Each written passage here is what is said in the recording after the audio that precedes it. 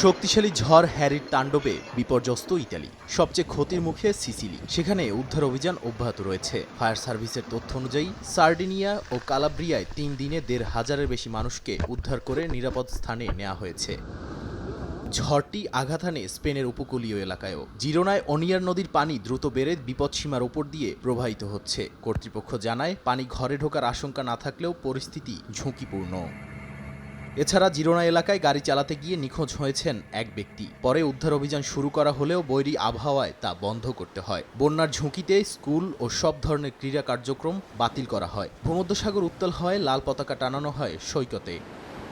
কর্তৃপক্ষ বলছে, হ্যারির প্রভাব এখনও কাটেনি। উপকূল ও বন্যা কবলিত এলাকা এড়িয়ে চলার নির্দেশ দেওয়া হয়েছে। এমনকি ইউরোপের দক্ষিণাঞ্চল জুড়ে জারি করা হয়েছে সর্বোচ্চ সতর্কতা। নাদিম মারজান, সময় সংবাদ।